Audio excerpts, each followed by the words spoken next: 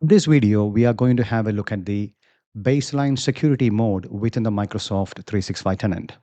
So this is a set of policies from Microsoft which gives you a good head start in securing your tenant and is aimed at small to medium organizations where you don't have a big team managing your Microsoft 365 environment. So let's have a look at it. So we go into admin.cloud.microsoft or admin.microsoft.com, which is the Microsoft 365 admin center. On the left-hand pane, let's go into settings and let's click on organization settings. And in the middle pane, let's click on security and privacy. And here you have the baseline security mode. And it says Microsoft minimum security benchmark recommendations. So these are a set of policies which Microsoft recommend that you turn on within your tenant to protect to a certain extent. And then you can build on further by using conditional access policies. So let's have a look at as to what we have and what options do we get when we turn on these set of policies. So clicking on baseline security mode brings up the right hand pane, where in which you have two options. One is to automatically apply all the default policies as highlighted over here. And the second one is to generate reports and then make a decision as to what you want to do with the policies that you want to turn on. So one is collecting the information that you have as to what is happening within the tenant at the moment, and then making a call as to which policies you want to enable and which policies you want to review further. And the first option is about just turning it everything on, which gives you a security from the get-go. So the first option of automatically applying the default policies is very good for brand new tenants when which you don't have much activity going on, and you can just apply it straight away. And the second one is aimed at tenants which have X number of users and data and activity going on and which has been around for a while, when which you might have situations when which you're using legacy authentication for whatever reason, and you want to make a judgment call based on what you gather from these reports. So let's have a look at the policies. So expanding the default policies, we have 6 of them. So we have turn on restricted management user consent settings. So this is an Entra ID setting.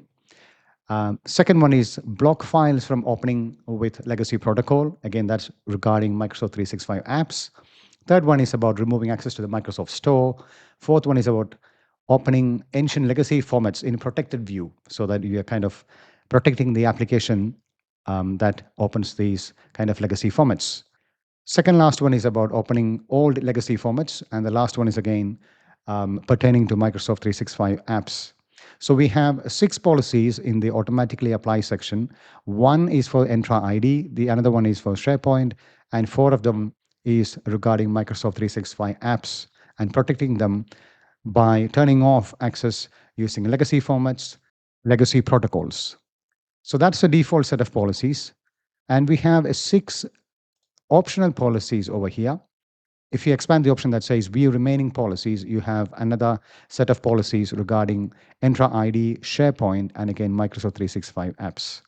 So this is about blocking things like legacy authentication, blocking files from opening with insecure protocols, blocking IDCRL protocol connections to SharePoint, blocking ActiveX controls, blocking Microsoft Publisher. So basically, trying to protect the Microsoft 365 apps and services from legacy connections and legacy protocols. That is what this setting is all about. So you could go about it in 2 ways. Either you can generate the reports within your tenant, and then you can click on you want to view the reports using all the end user information, and you can save it, and then you can run it for a few days to a week, gather the report, and then make a judgment call as to whether you have any of those applications that is using legacy authentication or user accounts which is still using legacy authentication on behalf of certain applications, whatever the case may be. So look at the reports and make a judgment call. Or if it is a brand new one, or if you're kind of sure that none of these things apply to your tenant and you can just go ahead and protect your tenant, you can select apply all default policies and you can click on the save option. You also have the option to open the baseline security mode. You can also click on the open baseline security mode, which lists all the options that you have within your tenant based on authentication, file types, and room devices. So you have 3 sections, and it is pretty much what we have seen in the previous page, but here it is getting listed in a detailed fashion. So you have block legacy authentication, block new password, credentials in the apps, block access to Exchange Web Services, which is an older protocol. So it gives you a status of as to how your Microsoft tenant is at the moment. So mine is all at risk at the moment because I don't have any of these policies turned on, and it is a test tenant. But it gives you a good idea as to where you stand. So let's just go back into org settings, security and privacy, and clicking on baseline security mode. Let's enable all the default policies that we have and click on save and apply all the 6 policies. Click on apply policies again. Let's wait for it to save the settings. So you can see the 6 default policies were automatically applied. You can again go and generate the reports for the remaining policies if you want.